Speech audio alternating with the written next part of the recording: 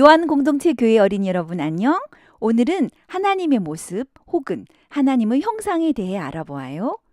하나님의 백성은 하나님을 닮아갑니다. 하나님을 닮지 않은 하나님의 백성은 없어요. 왜 그런지 알아보아요.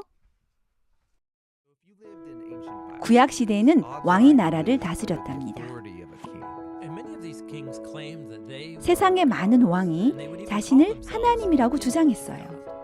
하나님처럼 자신이 원하는 대로 사람들을 마음대로 다스렸어요. 또 자신의 모습을 본떠서 동상을 만들기까지 했어요. 이 동상을 우상 혹은 형상이라고 불렀답니다. 하지만 세상 왕들은 하나님과 전혀 닮지 않았어요. 이스라엘은 왕을 하나님으로 여기지 않았어요. 그래서 왕의 동상을 만들지 않았어요. 또 절대로 하나님의 모습을 만들지 않았어요. 하나님은 우상을 절대로 만들지 못하게 하셨거든요. 그런데 세상에 하나님의 모습을 본뜬 것이 딱 하나 있었어요. 사람이 하나님의 모습으로 만들어졌다.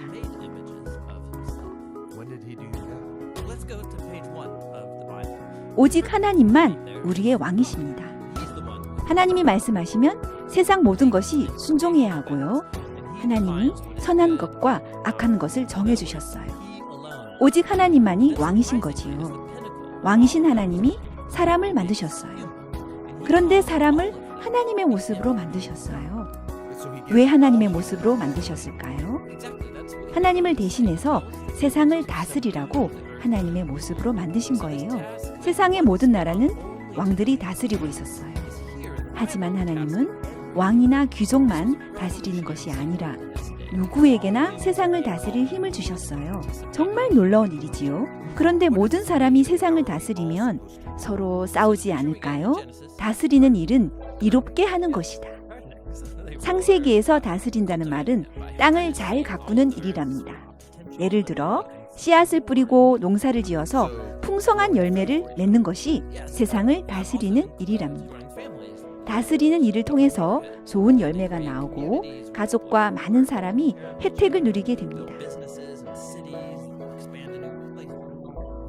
그렇게 보면 세상의 모든 일이 세상을 다스리는 일이랍니다.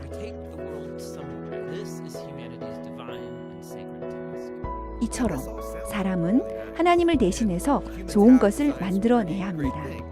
하지만 사람들은 죽이고 파괴하는 그런 나쁜 것들도 많이 만들어냅니다. 하나님이 주신 힘을 잘못 사용하는 거지요.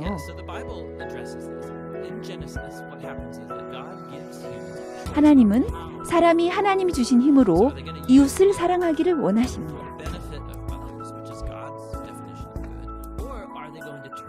하지만 사람들은 하나님이 주신 힘을 자신의 이익을 위해 사용합니다. 사람은 하나님의 모습으로 만들어졌지만 하나님이 주신 힘으로 우상을 섬기고 나쁜 것들을 많이 만들어냅니다.